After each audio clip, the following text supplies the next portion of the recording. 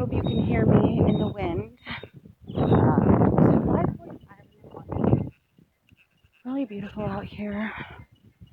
It's shaky, but like I said, I needed to go for a walk and I needed to clear my head.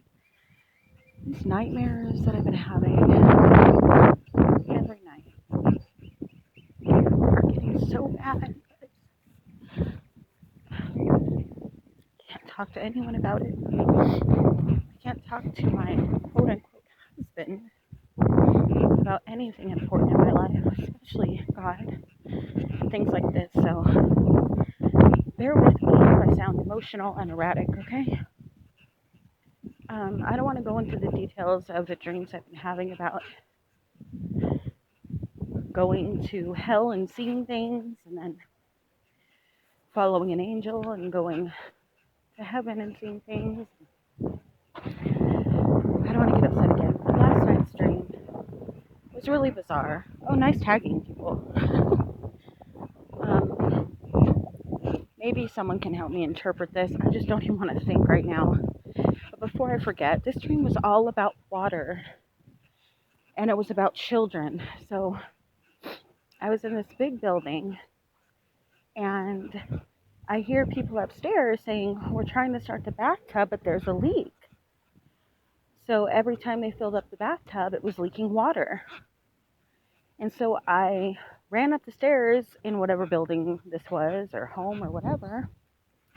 And there were a lot of people around and staring in the doorway, watching this huge bathtub with a slow leak. And this water was just draining out of this spot, you know?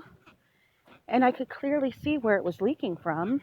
It was right in the center, on the bottom of this bathtub. And it was kind of big. So to me, I was like, how can you guys not see that it's leaking?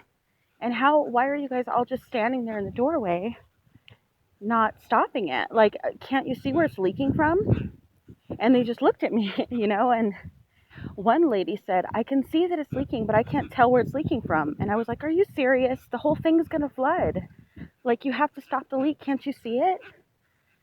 So I ran in, and there weren't any towels. There was nothing to stop the leak. And so I put my hand there, and it stopped the leak. So that was bizarre. And I moved my hand, and it started leaking more, and the hole got bigger. And it was probably like the size of your fist at this time. But when I leaned all the way down this time to check it out, when I looked inside, it was weird because it almost looked like, not concrete, but the hole, it was like my eyes zoomed in, and it was like the hole was concrete, or I don't know, it didn't look like a porcelain tub anymore when I looked at the hole. So anyway, I was like, you guys, like, dude, somebody come in here and help me. Like, get a towel, you know? And I knew there were a lot of kids because I can hear them downstairs laughing and playing. And still no one helped. So I said, okay, if you guys want to let this place flood, go ahead, but I can't stop it for you. So I start going down these windy stairs. And I'm like, oh, I'm going to play with all the kids. This is what I'm thinking in my dream. I don't know where I was. And then I start hearing crying, children crying. And I'm like, where are the children? Like, can't you guys hear them crying? And nobody heard them crying. And then I ran down the stairs. And I could see one kid was like standing outside, like banging on this, like, it looked like a big glass window, screaming and crying to let him in. And I'm screaming and crying like, look at this child. What's the matter with you? Let him in. And they stood there. They looked at him, and then they just looked at me. And I took action. I started running. And as I got to this big glass window, this huge, like, this black shadow started, like, casting, almost like it was night, like someone was shutting, like, a sideways shutter. So as the outside began to go black, it covered up this little kid. You couldn't hear him anymore. So I turn around, frantic, screaming for people to help this kid. Like, what is going on? Like, what is happening? You know, it felt like real life. And so sorry, I have to check the street. Anyway, these people were pissing me off, yelling, screaming for someone to help. No one cared. They stood there like they were fucking robots.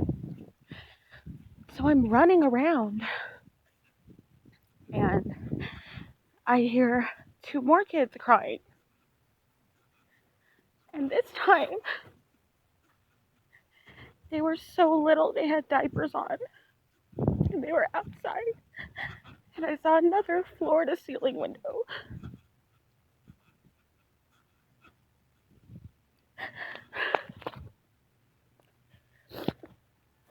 And the darkness came. But this time I could see it coming. So I started running in a circle around the room to where I saw the kids trying to beat the darkness coming.